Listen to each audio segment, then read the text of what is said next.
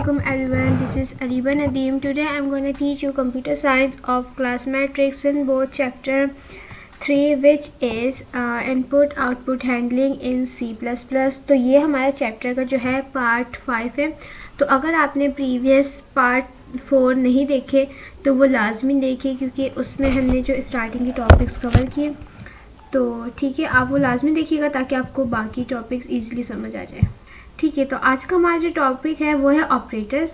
तो ऑपरेटर्स क्या होता है? ऑपरेटर्स कोई भी स्पेशल सिंबल्स होते हैं जो कि किसी ख़ास मकसद के लिए यूज़ होते हैं. अच्छा, ऑपरेटर जो है ना कोई भी मैथमेटिकली काम करता है. फॉर सपोज़ अगर मुझे 2 नंबर प्लस करने हैं, माइनस करने हैं या फिर मल्टीप्लाई डिवाइड कुछ भी इस तरीके से करना है तो उसके लिए मैं क्या यूज़ करूँगी? ऑपरेटर्स का इस्तेमाल करूँगी क्योंकि ऑपरेटर्स यूज़ ही मैथमेटिकल काम के लिए होता है.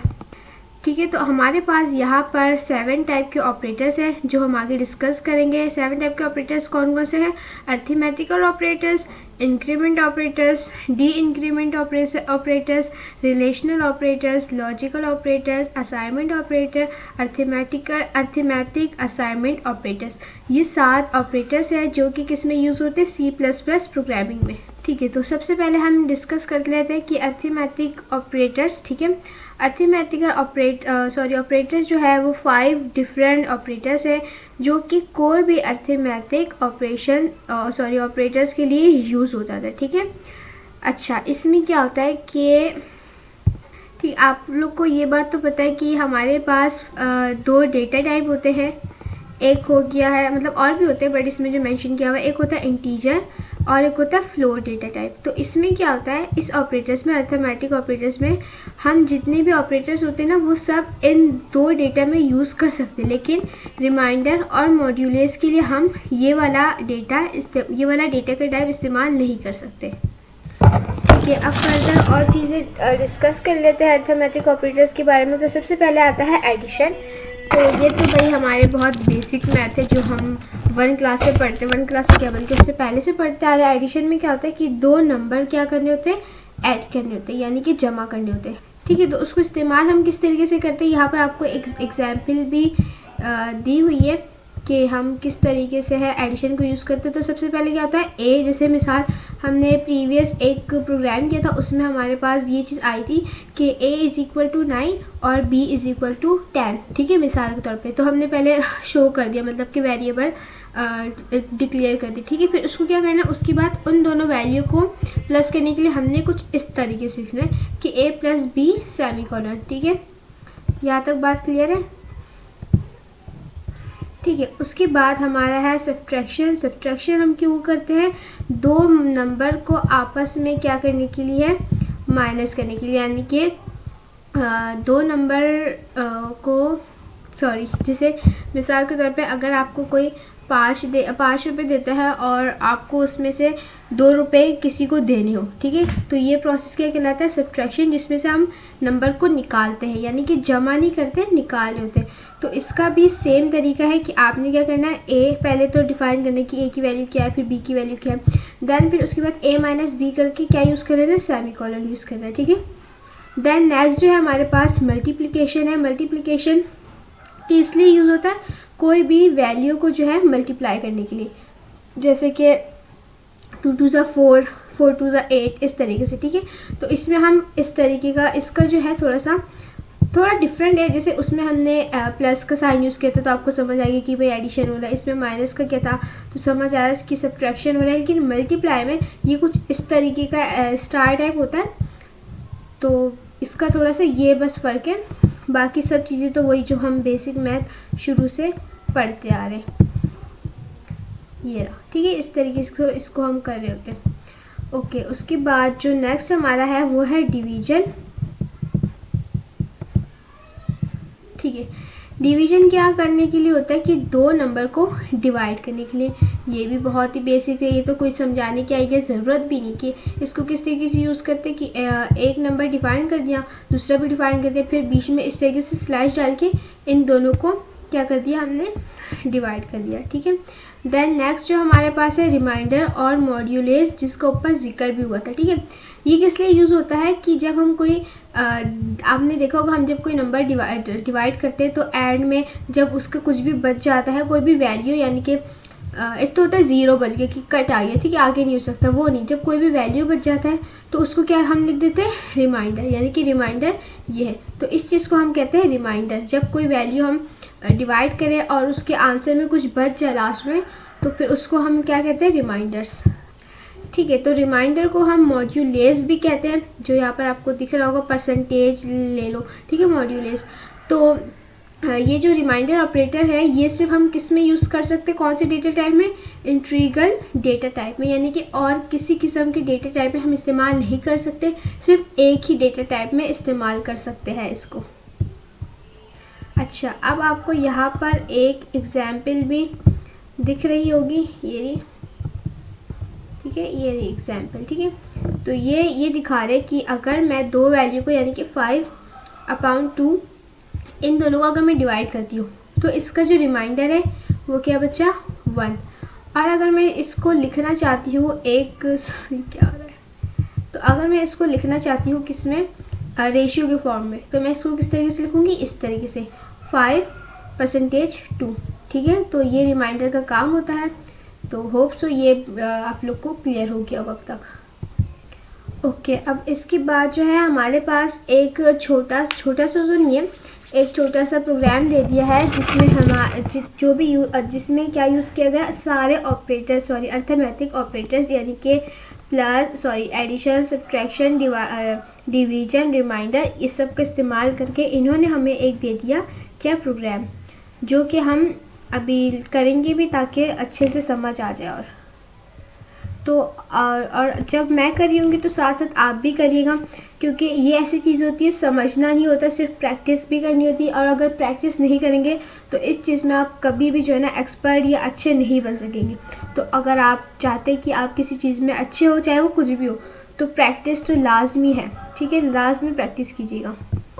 ठीक है, तो ये मैंने अपना डेव खोल लिया, ठीक है। तो अगर आपके पास डेव नहीं है, अगर आपके पास लैपटॉप नहीं है, तो आपको टेंशन नहीं लेनी। मैंने एक वीडियो बनाई है जिसमें मैंने बताया कि किस तरीके से आप अपने लैपटॉप में डेव इस्तेमाल कर सकते हैं और कौन सा ऐप है जो आप अपने मोबाइल में just for a practice use कर सकते हैं। तो अगर आपने वो वीडियो नहीं देखी तो आप मेरे चैनल पर जाके लिखेंगे तो वो आपको मिल जाएगी, ठीक है। तो खैर स्टार्ट करते हैं हम अपना करना। तो पहले इंक्लूड, उसके बाद ICStream, then next line using, देखिए मुझसे पता नहीं ये गलती हमेशा से हो जाती है, मैं इसको यहाँ नहीं लाती,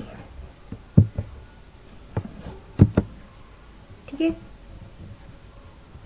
अब भी गलती हुई, देखा।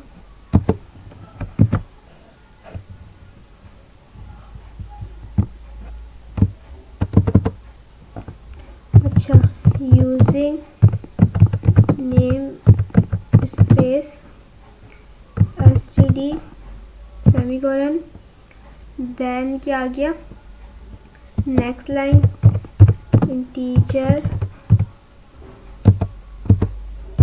main, ठीक है, next line। ये चीज़ तो अभी आप लोग को याद हो गई होगी, ये जो स्टार्टिंग का जो बेसिक स्ट्रक्चर होता है, क्योंकि ये कई दफ़ा कर चुके हैं हम, साथ साथ में ये पढ़ भी चुके हैं, ठीक है। ऐड, कॉमा, सब, कॉमा, मल्टी, देखिए इसमें भी पहले इंटीजर शो करवाया है कि ये हम इंटीजर है, मतलब डिफाइन किया है इंटीजर्स को हमने, ठीक है। मल्टी MD रिमाइंडर, ठीक है। देन आ गया next line load div semicolon, ठीक है। देन नेक्स्ट लाइन में आ गए, फिर हमने क्या किया, सी आउट, इस तरीके का, उसके बाद क्या किया, एंड अब आपका काम है ये बताना मुझे कि जो मैंने एन यूज़ किया है मैंने क्यों यूज़ किया। ये मैं प्रीवियस लेक्चर में बता चुकी हूँ। तो ये आप लोग का एक छोटा सा टेस्ट है, ऐसा देखते हैं आप कि आप लोग को याद है कि हम ये यूज़ क्यों करते थे। ठीक है, यहाँ तक कैलकुलेटर। ओहो, यहाँ पर एक मिस्टेक कर दी हमने, 3 ही लिखा। खैर, कैलकुलेटर के बाद हमने यहाँ पर आ गए, यहाँ पर हमने यूज़ किया सेमीकोलन। Next line.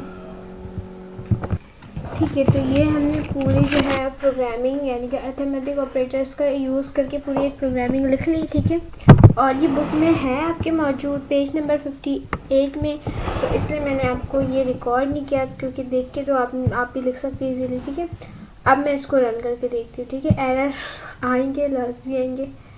खैर ठीक है, रन करते हैं हम। ओके,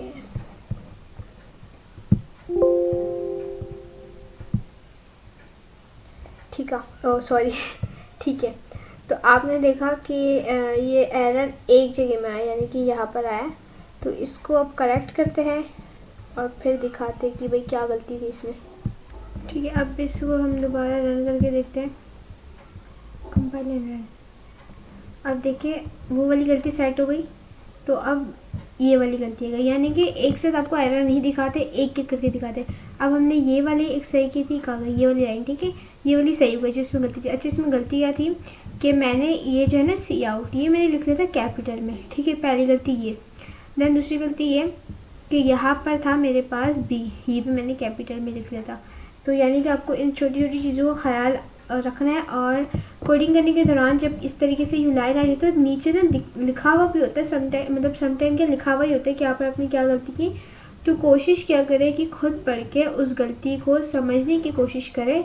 अगर ना आए समझ फिर आप हेल्प ले लें, बट फर्स्टली आप ये कोशिश करें कि आप गलती जो है ना खुद ढूंढें अपनी, तो इससे आपको एक सीखने का भी मौका मिलेगा। ठीक है, जो अब मुझे गलतियाँ नज़र आई वो मैंने इसको करेक्ट कर लिया। आगे रन करके मैं बताती हूँ मैंने इससे क्या गलती की थी। देखिए वो वाली गलती सही हो गई, अब यहाँ पर एक गलती आ गई। ठीक है, तो सबसे पहले मैं बता दूँ मैंने यहाँ पर गलती क्या की थी। गलती मैंने ये की थी कि मैंने जो है ना सबसे पहले बात यहाँ पर आप देखिए छोटा सा कॉमा टाइप, इसको मैंने 2 बार यूज़ कर लिया था। ठीक है, और दूसरी चीज़ ये यहाँ पर ये मैंने यहाँ तक लिखा था, यहाँ पर लिखने के बाद मैंने इसने लिखा था, और नेक्स्ट लाइन में ना यानी कि इसके बाद मैंने कुछ और ही लिख लिया था, जबकि मैंने लिखना था DIV यानी कि डिवीजन। तो यहाँ पर मेरी गलती थी, यानी कि 2 एरर अब तक हमें मिल गए। अब ये तीसरा आ गया यूजिंग नेम स्टार्ट। यहाँ देखते कि यहाँ क्या गलती है। तो यूजिंग नेम देखिए ना, ठीक है, इतनी छोटी यहाँ पर स्पेस जो है ना। अब ठीक है, अब देखती हूँ भाई रन करके होता है कि नहीं। देखिए अब वो गलती ठीक हुई तो यहाँ आ गई। तो इस तरीके से बहुत सी गलती आती रहती है, तो कोशिश करें कि उन गलतियों को जो है आप खुद ठीक करें, ताकि आपको जो है सीखने का भी मौका मिले।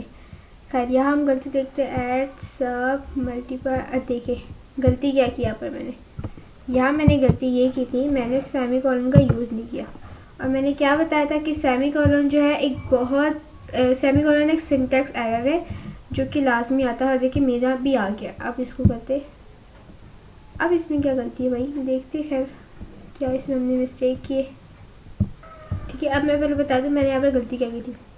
पहली गलती मेरी इस लाइन पे आई थी कि मैंने रिमाइंडर के बाद सेमीकोलन नहीं लगाया था। दैन दूसरी गलती ये बी के साथ मैंने कॉमा नहीं लगाया था, तो जिसकी वजह से वो थोड़ा सा अनप्रोफेशनल से होता है। तो अब इसको हम करते हैं कंपाइल एंड एग्जीक्यूट। देखिए ये वाला सही हो गया, तो इसमें एरर लगा। अब हम देखते हैं कि भाई इसमें हमने क्या गलती की है। सी आउट लिखा हमने, देन टी। इसमें वैसे मुझे ऐसी कोई गलती नज़र नहीं आ रही फ़िलहाल, बट कुछ ना कुछ तो है इसमें। सी आउट,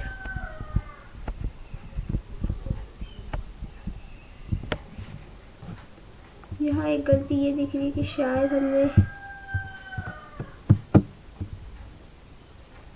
ठीक है,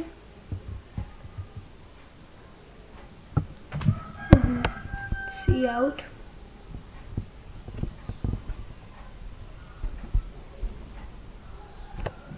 ओके, अब करके देखते हैं कि भाई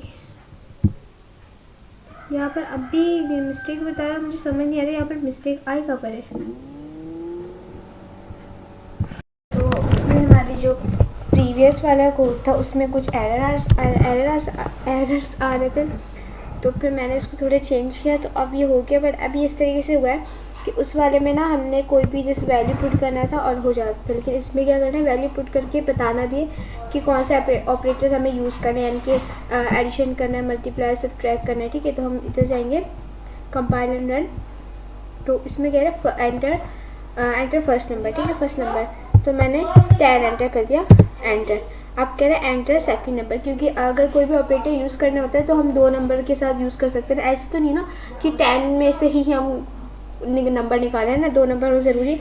तो सेकंड में यूज़ कर लेती हूँ 15। ठीक है, अगेन एंटर।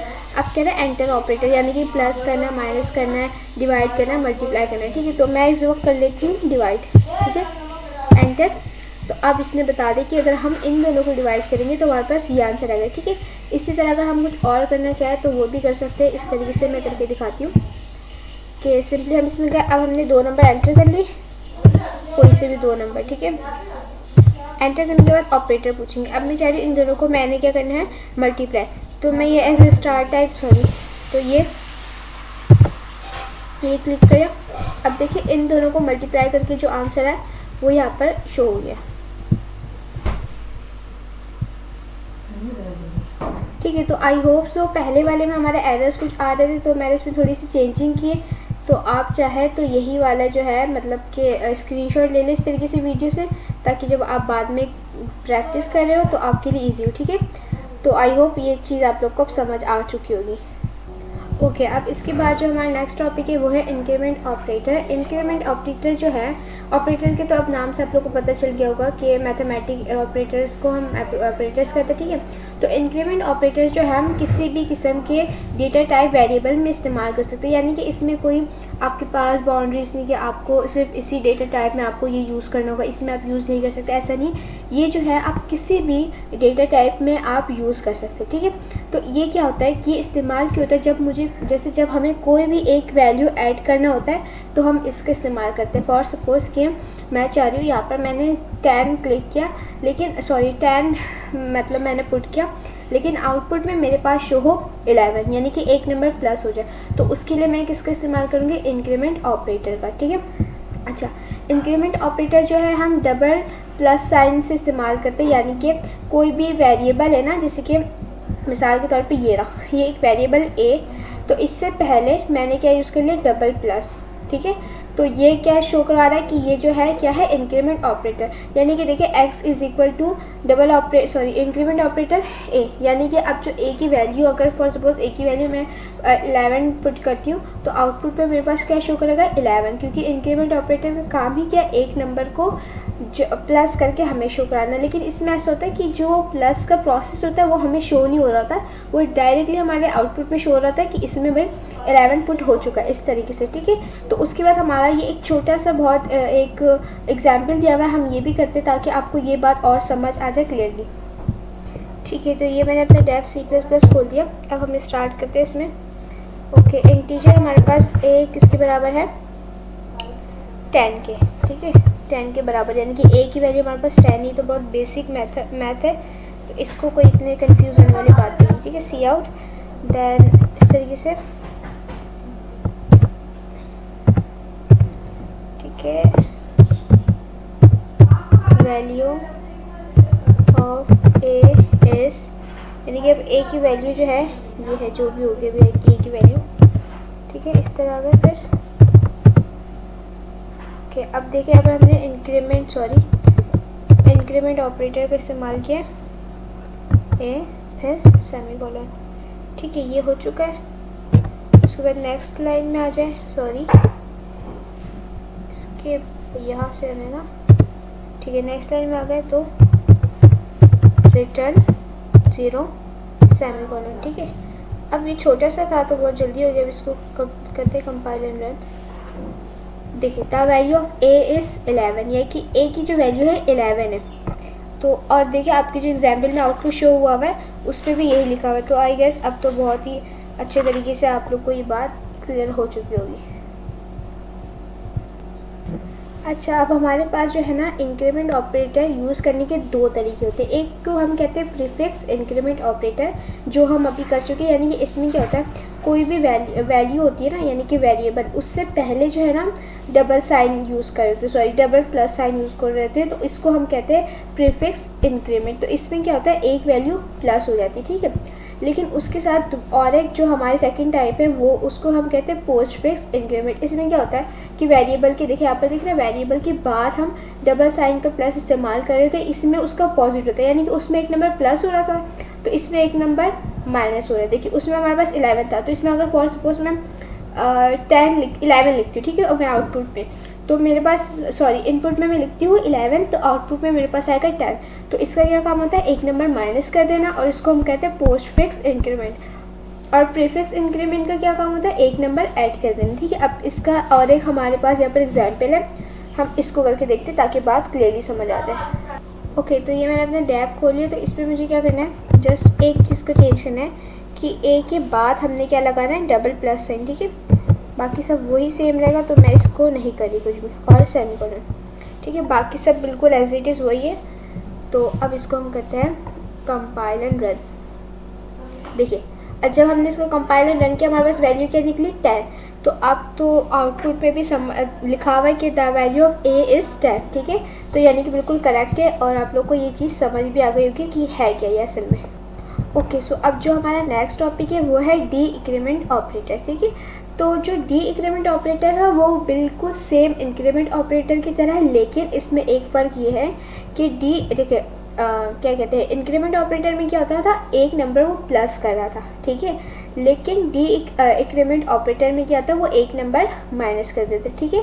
और इसको हम प्रेजेंट करते हैं किससे, डबल माइनस साइन से, यानी कि अगर कोई भी वैल्यू है, अगर उससे पहले हम लगाते हैं डबल माइनस साइन, तो वो क्या कहलाएगा, प्रीफिक्स, ठीक है, यानी कि उसमें एक नंबर कम हो रहा है, सॉरी प्लस हो रहा है। और अगर कोई भी वेरिएबल है उसके बाद हम लगाते हैं वो डबल माइनस साइन, तो उसको हम क्या कहते हैं, पोस्टफिक्स। तो डी इंक्रीमेंट और इंक्रीमेंट बिल्कुल सेम है, बस इंक्रीमेंट में क्या होता है, नंबर ऐड हो रहे थे, डी इंक्रीमेंट ऑपरेटर में नंबर माइनस हो रहे होते हैं। और इंक्रीमेंट ऑपरेटर हम डबल साइन से शो करवाते हैं, और डी इंक्रीमेंट हम डबल माइनस के साइन से शो करवाते हैं। ओके, उसके बाद जो हमारा टॉपिक है वो है relational operator. Relational operator use होता है, यानी कि देखिए रिलेशनल ऑपरेटर्स यूज़ होता है कोई भी दो नंबर्स के वैल्यूज़ के आपस में क्या रिलेशन है वो मालूम करने के लिए। आगे बताती हूँ, जैसे दो वैल्यू है 9 और 10, इन दोनों के आपस में क्या ताल्लुक है, क्या कनेक्शंस है, ये मालूम करने के लिए हम क्या यूज़ करते हैं, रिलेशनल ऑपरेटर। अच्छा, तो हमारे पास जो रिलेशनल ऑपरेटर्स होता है वो बाइनरी ऑपरेटर्स होते हैं, यानी कि इसका जो आउटपुट होता है ना, वो या तो अगर ट्रू होगा यानी कि सही, तो आपके पास शो होगा 1, और अगर फॉल्स होगा तो आपके पास शो होगा 0, यानी कि रिलेशनल ऑपरेटर हमारे पास बाइनरी नंबर पर वर्क कर रहे होते हैं। तो होप सो रिलेशनल ऑपरेटर्स क्या होते हैं समझ आ चुके होंगे, ठीक है। अब यहाँ पर हमारे पास कुछ कुछ रिलेशनल ऑपरेटर्स भी दिए हुए, जिसके हमें बताया गया कि इसका पर्पस क्या है, उसको लिखते किस तरह, ठीक है। तो ये एक ऑपरेटर है जिसका मतलब होता है इक्वल टू। ये जो है दो वैल्यू आपस में बराबर है कि नहीं ये चेक करने के लिए यूज़ होता है। फॉर सपोज मेरे पास ए की वैल्यू 9 है, बी की वैल्यू 10 है, ठीक है। तो ये दोनों इक्वल है कि नहीं ये बताने के लिए हमारे पास क्या यूज़ हो रहा होता है, इक्वल टू। तो आंसर इसका आएगा फॉल्स, यानी कि 0, क्योंकि ए की वैल्यू मैंने क्या कहा, मिसाल के तौर पे 9 है और बी की वैल्यू 10 है, तो दोनों बराबर नहीं है, तो आंसर मेरे पास किस में आ रहा होगा, फॉल्स में होगा, ठीक है।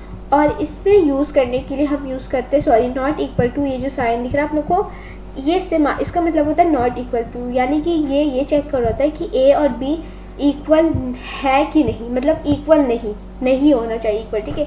तो इसमें आंसर आएगा ट्रू, क्योंकि इक्वल नहीं है तो इसलिए इसमें ट्रू आंसर आएगा, यानी कि 1, क्योंकि ए की वैल्यू 9 है, बी की वैल्यू 10 है, तो दोनों इक्वल नहीं आएगी, तो कंडीशन क्या है, ट्रू। और हमने मालूम ही हमें देखना ये था कि दोनों वैल्यू ट्रू ना हो, ठीक है, यानी कि फॉल्स में। ओके, देन उसके बाद हमारे पास दूसरा जो है वो है ग्रेटर देन। ये चेक करता है कि दो वैल्यू है, मिसाल के तौर पे ए और बी, इन दोनों में से बड़ा कौन सा है, बी, क्योंकि बी की वैल्यू मैंने क्या बताई थी पहले, 10 है, ठीक है।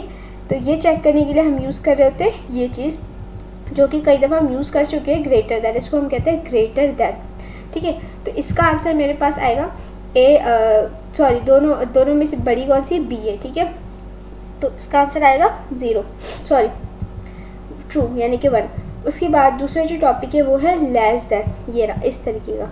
ये चेक करने के लिए यूज़ होता है कि ये जो दोनों वैल्यू है यानी कि ए और बी, इन दोनों में से छोटी वैल्यू कौन सी है, ठीक है। और ग्रेटर दैन और इक्वल टू, ये इसलिए इस्तेमाल करते हैं पहले ये देखने के लिए कि इन दोनों में से ये दोनों वैल्यू बराबर है कि नहीं, और अगर बराबर है तो इसमें से बड़ी वैल्यू कौन सी है, ठीक है। इसके लिए हम ये वाला सैंपल यूज़ करते हैं। ओके, उसके बाद फिर हमारे पास है ये लेस देन और इक्वल टू, ठीक है। इसका काम भी बिल्कुल ग्रेटर देन और इक्वल टू की तरह, यानी कि पहले ये देख रहा होता है कि ए और बी में से मतलब ए और बी बराबर है कि नहीं, ठीक है, पहले ये चेक कर रहा होता है। और अगर बराबर है तो इन दोनों में से सबसे छोटी वैल्यू कौन सी, तो ए छोटी, ठीक है। आई होप सो ये बात आप लोग को बिल्कुल क्लियर हो चुकी है, क्योंकि बिल्कुल ईजी और बिल्कुल सिंपल से टॉपिक थे, तो कोई इतना मुश्किल नहीं था। ओके, उसके बाद हमारे पास ये एक छोटा सा प्रोग्राम दिया है, ये रहा, use relational operators in C plus plus, यानी कि रिलेशनल ऑपरेटर्स का यूज़ करके हमने सी प्लस प्लस में एक प्रोग्राम क्रिएट किया। तो इसको हम करते हैं ताकि हमारे लिए ये टॉपिक समझना और आसान हो जाए, ठीक है। ओके, तो ये थोड़ा सा मैंने कर लिया था, मैं रिकॉर्ड करना भूल गई है, तो हम आगे कंटिन्यू करते हैं इसको। तो ये हमने सी आउट इस तरीके से कर लिया, एंड ओहो यहाँ पे मिस्टेक हो गई इससे, एंड फिर आ गया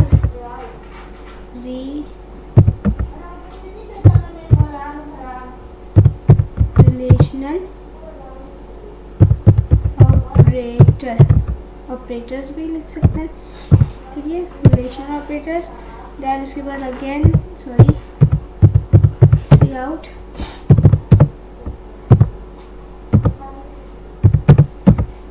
ठीक है। ये करने के बाद आपने क्या लिखना है,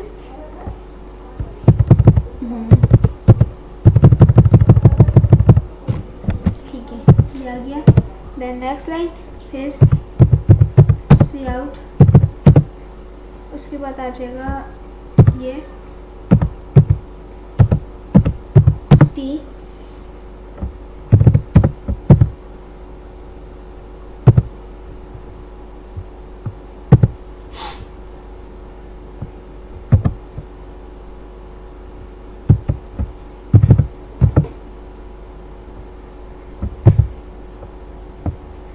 ए इज इक्वल टू बी, ठीक है, इज इक्वल टू बी, फिर इस तरह एंड लाइन सेमीकोलन, फिर नेक्स्ट लाइन में आ जाए, फिर सी आउट,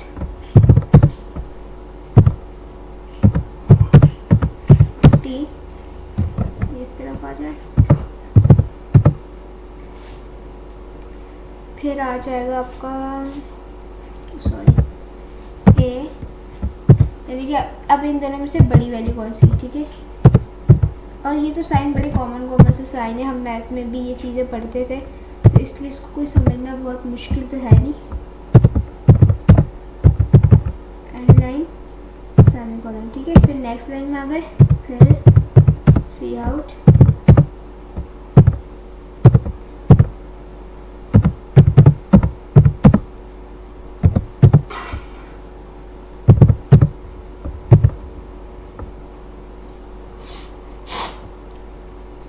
ओके। इसके बाद क्या करना है, अब ए बी, ठीक है, फिर and line semicolon, next line में आ जाए। नेक्स्ट लाइन में क्या करना है, सी आउट,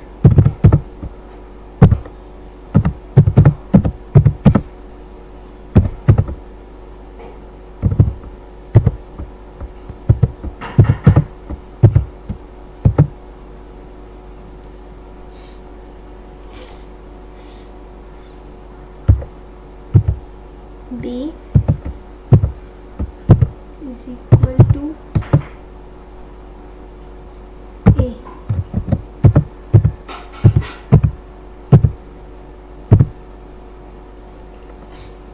ठीक है, सी आउट,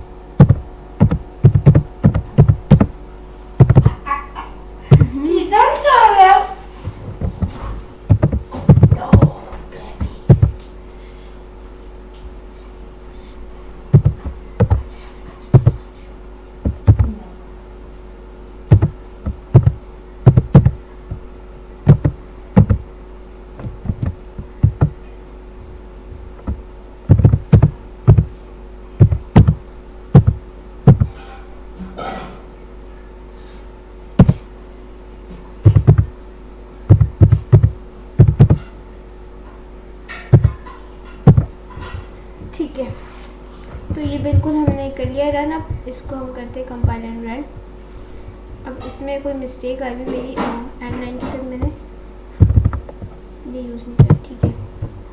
अब करते हैं कंपाइल एंड रन। इसमें क्या गलती की है मैंने, आई गेस इसमें इतना ज़्यादा स्पेस नहीं आएगा, बट फिर भी हम देखते हैं रन करके अगेन। हाँ, इसमें भी देखिए छोटी छोटी गलती है ना, बहुत ज़्यादा आफत में ना, सॉरी आखिर में बहुत प्रॉब्लम करनी। देखिए इसमें भी मैंने यही यूज़, कुछ इसमें मैंने गलती किया, ये किया मैंने इसमें गलती की, इसमें शायद मैंने बी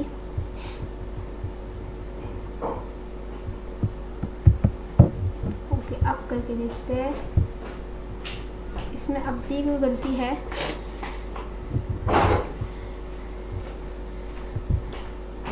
मुझे ऐसा लग रहा है कि इसमें गलती ये है कि इसमें मैंने ना बहुत ज़्यादा स्पेस दे दिया, तो इस स्पेस को थोड़ा ख़त्म कर दिया मैंने। अब देखते हैं होता है कि नहीं कंपाइल एंड रन।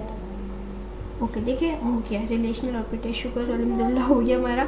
तो इसके आउटपुट में भी देखिए जो कंडीशन ट्रू है उस पर हमने देखिए ए की वैल्यू थी 10, ठीक है, बी की वैल्यू थी 20। तो इसमें कहा गया क्या ए और बी सेम है, तो सेम नहीं है, तो इसमें फॉल्स यानी कि 0। फिर नेक्स्ट ईयर में पूछा गया है क्या ए बी से बड़ा है, तो ए बी से बड़ा नहीं है, तो ए बी से बड़ा, ठीक है, हाँ सही सही सही, ठीक है। देन उसके बाद दूसरे में पूछा गया है क्या ए और बी यानी कि इन ए और बी में बड़ी वैल्यू कौन सी, तो बड़ी वैल्यू बी है, तो इसमें आ गया 1 आ गया, ठीक है। तो ये हमारा था छोटे सा कोड जिसको मैंने थोड़ा सा डिफाइन भी कर दिया ताकि आपको समझने में ईजी हो। आई होप सो आपको ये वाला टॉपिक बहुत अच्छे से क्लियर हो गया होगा। तो अब इसके बाद जो हमारा लॉजिकल ऑपरेटर है वो मैं सेकंड पार्ट में अपलोड करूँगी, ठीक है, ताकि आप लोग को क्लियर हो। और अगर इस चैप्टर के आपने प्रीवियस पार्ट्स नहीं देखे तो लाजमी देखिए, क्योंकि बहुत ईजी चैप्टर है और ये मैंने बहुत डिफाइन करके आपको बताया गया है। तो लाजमी देखिएगा ताकि आपको जो भी कन्फ्यूज़न है इस चैप्टर से हवाले से आपको वो समझ आ जाए, ठीक है। अल्लाह हाफिज़।